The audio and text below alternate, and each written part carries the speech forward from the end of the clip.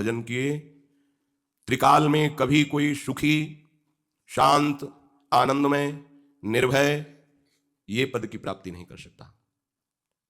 सुखी पद है जहां किसी वस्तु, व्यक्ति, किसी पदार्थ की मांग ही नहीं है, ऐसा सुख।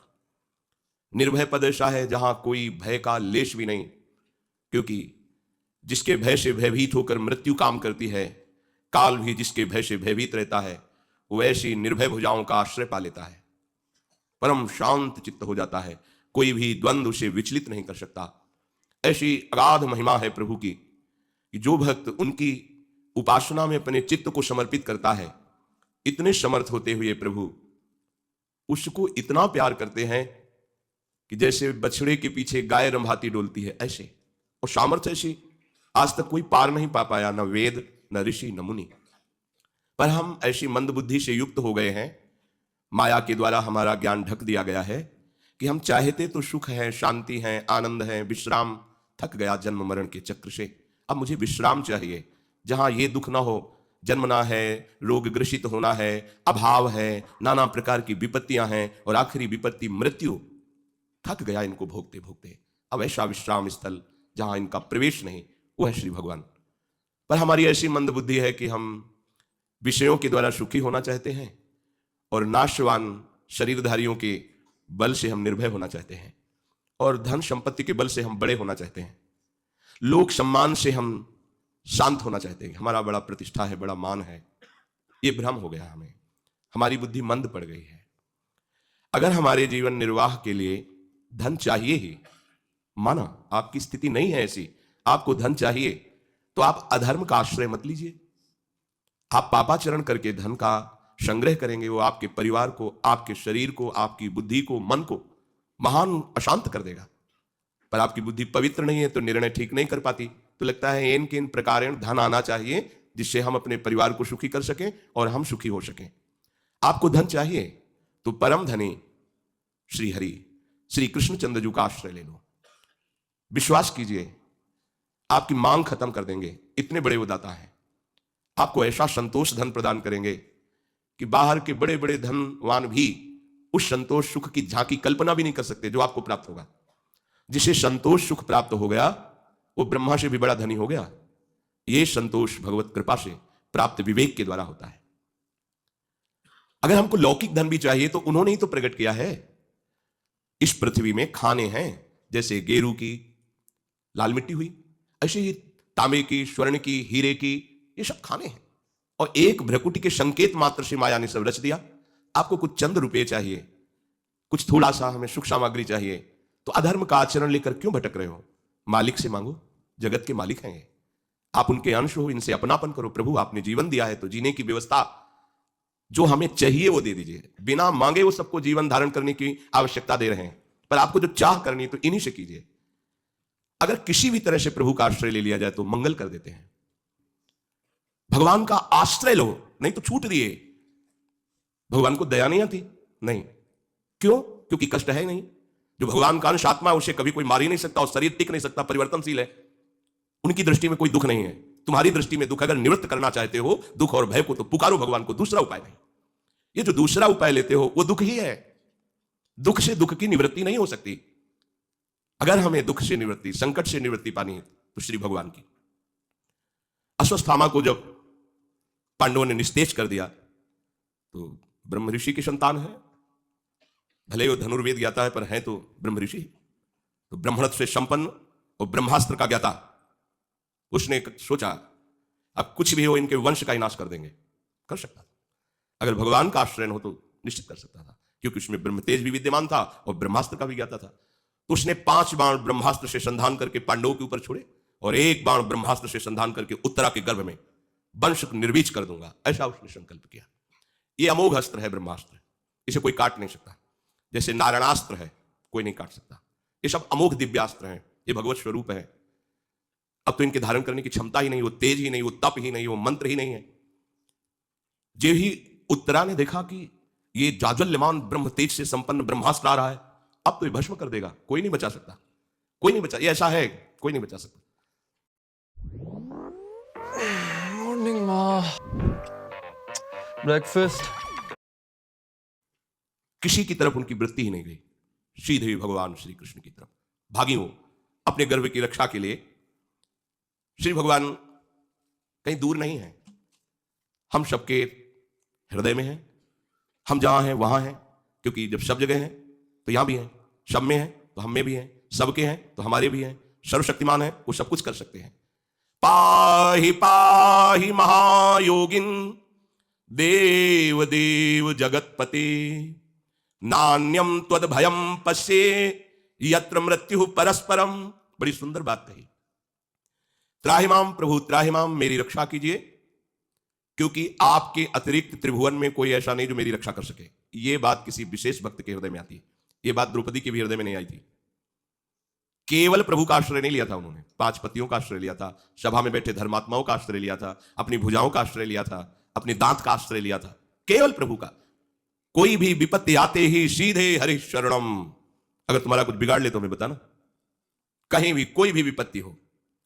पर आपने भगवद आश्रय नहीं लिया तो उस समय भगवद स्मृति ही नहीं आएगी। ध्यान देना, यह सिद्ध सूत्र है, हरि स्मृति सर्व विपद विमोक्षणम। जहां तुम्हें कोई नहीं बचा सकता विपत्ति से, वहां मेरे हरि बचा लेंगे। हम कह रहे हैं परीक्षा करके देखो, अगर तुम्हें असत्य लगे तो हमें बताना, पर कोई अन्य आश्रय न रखना। जब कोई विपत्ति आए तो सीधे हरि को पुकारना, और हृदय से पुकारना, आर्त भाव से पुकारना, क्योंकि भगवान तक आवाज पहुंचती है भाव।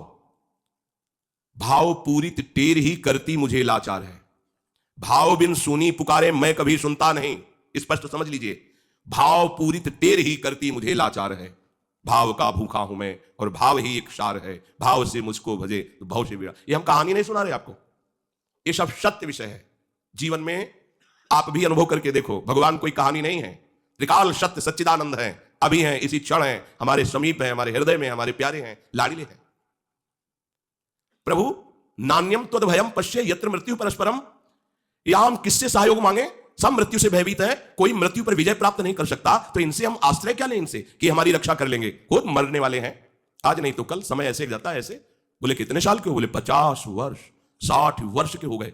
60 वर्ष व्यतीत हो गए, आपको पता चला अब भी वही कामना, अब भी वही वासना, अब भी वही जीने की चाह। जीना क्यों चाहते हो? क्योंकि मैं भोग भोगना चाहता हूं। भोगना क्यों चाहते हो? क्योंकि सुखी होना चाहता हूं। तो अभी तक भोग कर सुखी नहीं हुए, तो आप क्या हो लोगे? अब तो 60 के होने जा रहे हो, 70 के हो गए, इसके बाद राधे राधे। प्रभु पश्ये यत्र मृत्यु परस्परम, सब जितने हैं परस्पर मृत्यु से भयभीत, इनका क्या मैं आश्रय लूं? इसलिए हे नाथ, मुझे भले मृत्यु प्राप्त हो जाए, पर मेरे गर्भस्थ शिशु की आप रक्षा कर लो। भगवान का एक नाम है भक्त वत्सल, और भगवान का एक नाम है करतुम अकर्तुम अन्यथा कर्तुम सर्व समर्था सा ईश्वरा। करने वाली बात हो जाएगी, जो बिल्कुल नहीं होने वाली वो भी बात हो जाएगी, जो किसी भी तरह से नहीं होने वाली वो भी बात हो जाएगी। कर्तुम अकर्तुम अन्यथा कर्तुम सर्व समर्था सा ईश्वरा।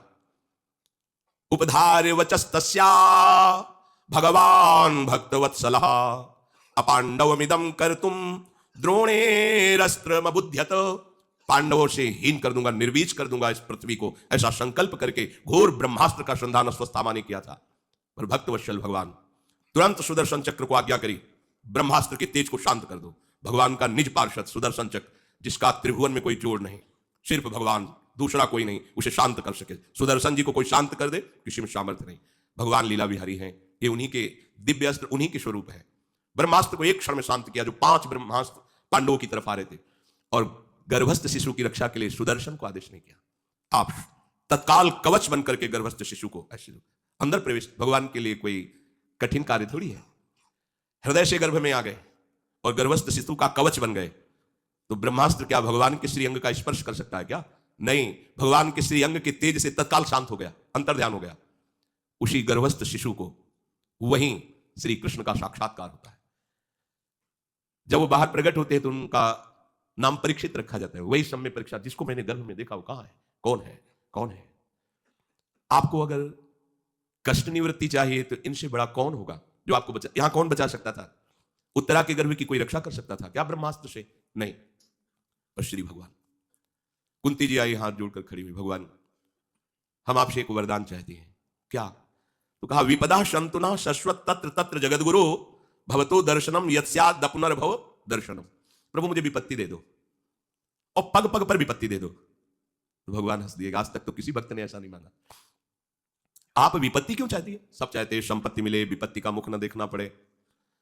बोले विपत्ति की कृपा हमने देखी, जब जब विपत्ति पड़ी तब तब आप हमारी तरफ दौड़ते हुए आए, और जब संपत्ति दी तो आप वापस चले गए। आपका पीठ करके जाना मुझे नहीं अच्छा लगता। मुझे हर क्षण विपत्ति में रखो, जिससे हर क्षण आपका मैं दर्शन करूं, और आपका दर्शन जीव का अपना अनुभव है, वो जन्म मरण के चक्र से छूट जाता है। यद्यपि भक्त हृदय ही ऐसी चाह करेगा, संसारी पुरुष तो चाह नहीं करेगा कि हमें पग पग पर विपत्ति मिले। लेकिन आपको सच्ची कहते हैं, असाध्य रोग, समाज की प्रतिकूलता और विविध प्रकार के तिरस्कार, अपमान, ये जिस ऊंचाई पर पहुंचाते हैं भगवद आश्रित को, भगवद आश्रित शब्द है, भगवद आश्रित, भगवद आश्रित नहीं तो दुर्गति है। फिर भगवद आश्रित को उस ऊंचाई पर कोई साधना नहीं पहुंचा सकती, क्योंकि सीधे श्री भगवान के चरणों का आश्रय होता है। और आश्रित का फिर क्या, सोना भी भजन होता है, चलना परिक्रमा होता है, बोलना स्तुति होती है, सारी क्रियाएं उसकी पूजा होती है। जो संपूर्णतया भगवद आश्रित हो गया है, अब उसको अलग से कोई अनुष्ठान नहीं करना पड़ता, हर चेष्टा उसको भगवत प्रसन्नता का हेतु बना देती है। पर चलो, यदि अपनी ऐसी स्थिति नहीं है तो हमें चाहिए कि हम धन चाहें तो केवल प्रभु से चाहें, हमें दुख निवृत्ति चाहिए तो केवल प्रभु से चाहिए, और हमें जानना है तो केवल प्रभु को जानना है। प्रभु को जान गए तो कुछ जानना और पाना बाकी नहीं रहेगा। इस पर ध्यान दीजिए, इसका पता सबको नहीं है। आप जो चाह कर रहे हैं ये सब आपको बाधा रूप में मिल जाएगी। लोक लोकांतर का वैभव सिद्धियां ये बाधा है। आप केवल प्रभु की चाह कर लो, प्रभु का आश्रय लेकर प्रभु को जान जाओ, जिज्ञासु भक्त, तो आप तृप्त हो जाओगे। भगवान कह रहे हैं, तेषाम ज्ञानी नित्य युक्त एक भक्तिर विशिष्यते, प्रियो ही ज्ञानिनोत्यर्थ महंस च मम प्रियः। अर्जुन, ये जो 4 प्रकार के हम तुम्हें भक्त बताए, देखो भगवान कितने कृपालु हैं। धन मांगने वाले को भी भक्त भगवान कह रहे हैं, क्योंकि वो केवल भगवान से मांगे तो भगवान की आराधना करे, और उनसे धन मांगे तो भगवान अपना भक्त मान लेते हैं। जिसे भगवान अपना भक्त मान लेते हैं, उसके मंगल में, उसके आनंद में कोई बाधा नहीं पहुंचा सकता। जो भगवान से कष्ट निवृत्ति चाहता है, भगवान उसको अपना भक्त मान लेते हैं। कितने कृपालु हैं, कितने उदार हैं। भगवान कहते हैं ये 4 भक्त मुझे प्रिय हैं, पर इनमें जो ज्ञानी है ये मुझे विशेष प्रिय है, विशेष प्रिय है। तेषाम ज्ञानी नित्य युक्तः। ज्ञानी भक्त का तात्पर्य केवल अहम ब्रह्मास्मि से नहीं है। ज्ञानी भक्त का तात्पर्य है जिसने ये जान लिया कि भगवान के सिवा ना कुछ था, न है, न रहेगा। तो यहां जितनी हमारी चेष्टाएं हो रही हो सब भगवान के लिए हो। जो हमारी आत्मा रूप में स्फुरित है, जो बाहर श्री कृष्ण रूप से जाने जाते हैं, जो उपनिषदों में ब्रह्म रूप से जाने जाते हैं, योगी जन जिन्हें परमात्मा कहते हैं, वो मेरे प्रीतम हैं। इससे बड़ा ज्ञान कुछ नहीं है। इसीलिए यहां उदाहरण में सबसे श्रेष्ठ ज्ञानी जो भगवान को प्रिय है, उसमें गोपी जनों को दिया गया है। क्योंकि ज्ञान शिरोमणि श्री सुखदेव जी, भगवान शंकर, उद्धव, शनकादि गोपियों की चरण रज माथे पे लगाते हैं। तो इनसे बड़ा कोई ज्ञानी नहीं हुआ, क्योंकि ये सब सृष्टि के महान ज्ञानी जन है। उद्धव जी बृहस्पति के समान ज्ञान, क्योंकि उनके शिष्य हैं, और शनकादि तो जन्मसिद्ध ज्ञानी, और भगवान शंकर तो ज्ञान समुद्र हैं। ये बड़े बड़े महापुरुष गोपियों की चरण रज माथे पे लगाए। सबसे बड़ी ज्ञान की श्रेणी में गोपी जन है। तो गोपी जन तो प्रेम की श्रेणी में है, ज्ञान की श्रेणी में है। तो जो ज्ञान उपनिषदों में है वो गोपी जनों की एक वृत्ति है। न खलु गोपिका नंदनो भवा नखिल देहिनाम अंतरात्मदिक। यही तो है ज्ञान का स्वरूप। सर्वम खलमिदं ब्रह्म, तो कह रहे हैं न खलु गोपिका नंदनो भवा नखिल देहिनाम अंतरात्। ये ज्ञान है।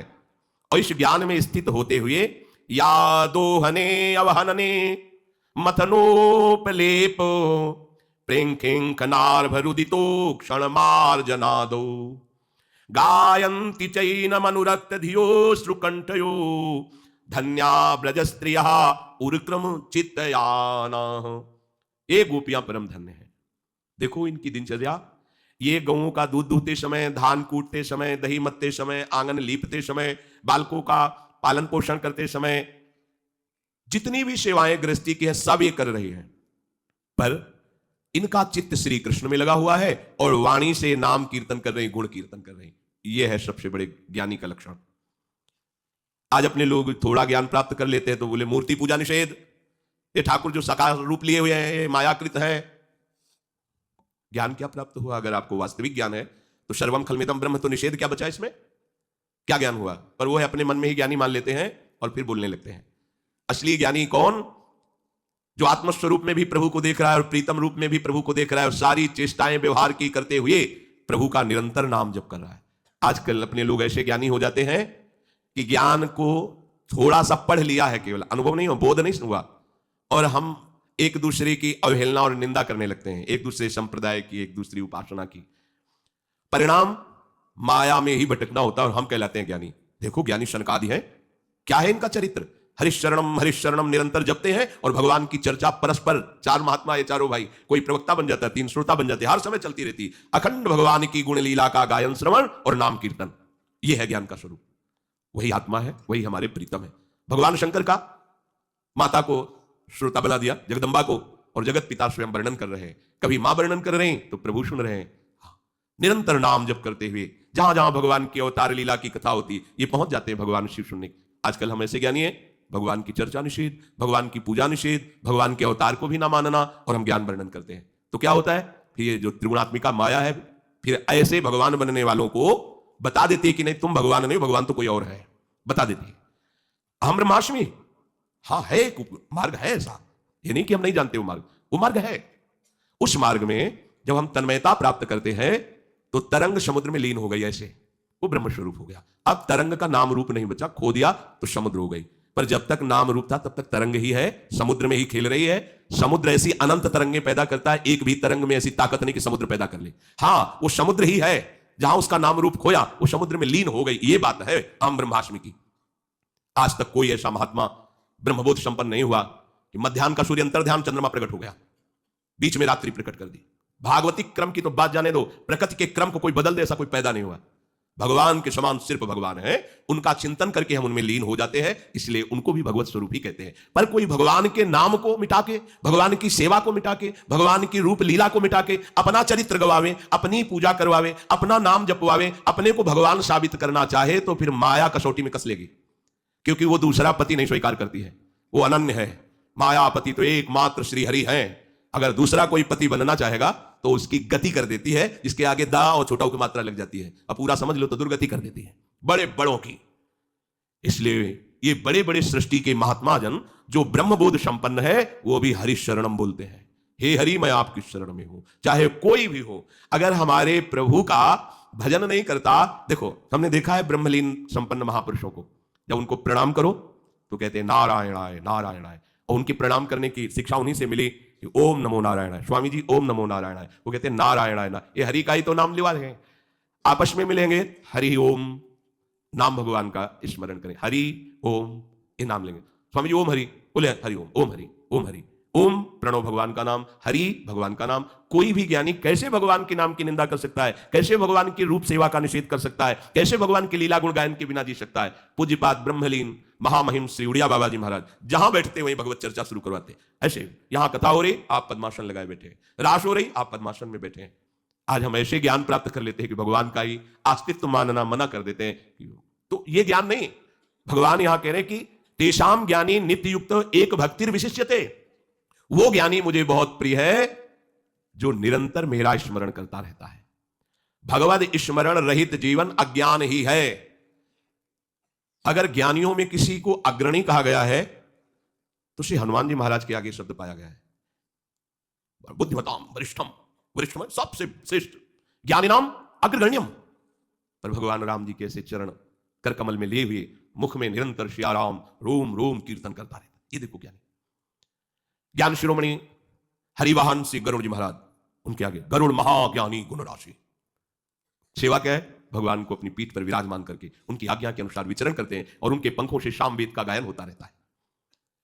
हम ज्ञान का तात्पर्य नहीं समझ पाते, ज्ञान के सूत्रों का अनुभव हुआ नहीं, इसलिए व्यर्थ के ज्ञानी मान करके अवहेलना करते। अरे जितने भी ज्ञान के शब्द हैं वो भगवान शिव से प्रकाशित हुए हैं, वही शंकराचार्य जी के रूप में, और शिव जी के मस्तक पर हमारे हरि का चरणामृत विराजमान है। क्या प्रमाण तुम्हें चाहिए?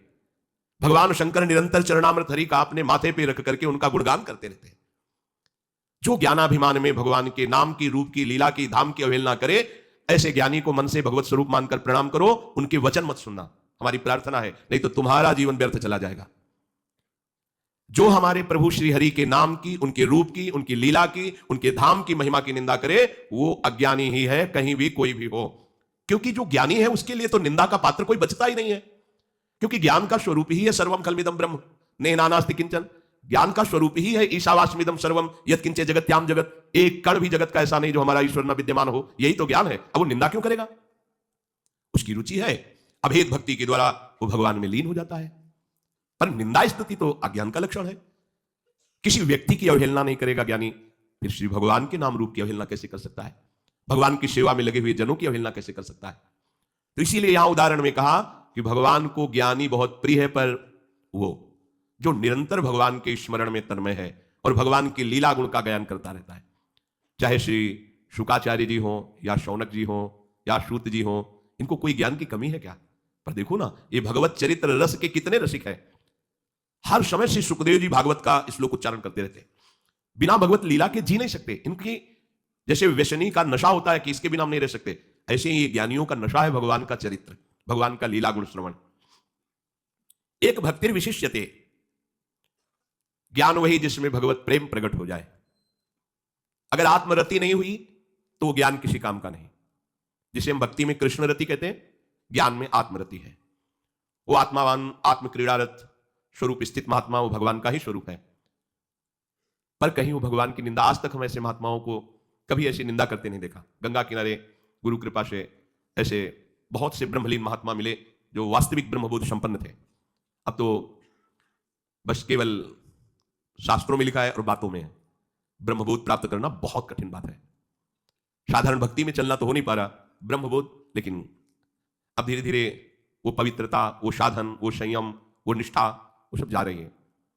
एकमात्र उपाय है श्री भगवान का आश्रय लेकर नाम जप करो, वही स्थिति प्राप्त हो जाएगी।